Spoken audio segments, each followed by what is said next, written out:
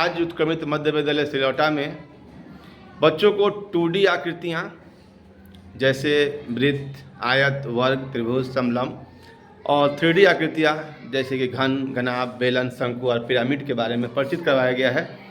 आप यहाँ देख सकते हैं कि इन बच्चों के हाथ में ये है वर्ग, आयत, त्रिभुज, वृत्त, समलंब। ये जो अभी आकृतियों का नाम मैंने बताया जो आपके हाथों में है, ये कौन सी आकृति हैं?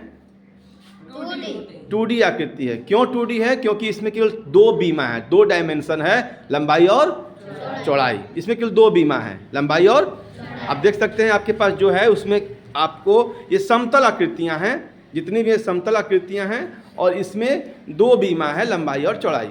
और यहाँ जो आप लोगों के हाथ में ये कौन सी आकृतियां हैं? 3D आकृति है। ये 3D इसलिए है क्योंकि इसमें लंबाई, चौड़ाई और मोटाई या ऊंचाई भी है ना। जैसे आपके हाथों में क्या है? घन और घनाभ। आपके हाथ में क्या है? बेलन और शंकु। और आपके हाथ में है जो पिरामिड है, आपके हाथ में भी पिरामिड है।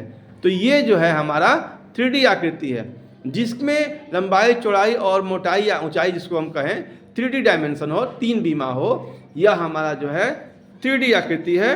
और हमारा आप जो हाथों में आपके कागज का जो बनाए हुए हैं वह हमारा 2D डायमेंशन है।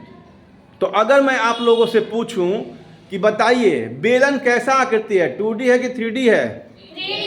3D आकृति है। बेलन कैसा है? 3D। अगर मैं आपसे बोलूं कि वृत्त कैसा आकृति है, 2D कि 3D?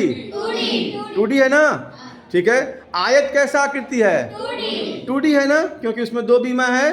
अगर मैं आपसे बोलूं कि बेलन कैसा है तो 3D। पिरामिड कैसा है तो 3D। अगर मैं बोलूं कि वर्ग कैसा है तो 2D। Very good. तो आप लोग भली बात समझ गए हैं कि 2D और 3D आकृतियां किसे कहते हैं। आप पहचान सकते हैं? हाँ। आपके यहाँ क्लास में भी जो है आप 2D और 3D आकृति के बारे में सूचना दी गई है। तो बहुत बहुत धन्यवाद। आप लोग समझ गए तो थैंक यू।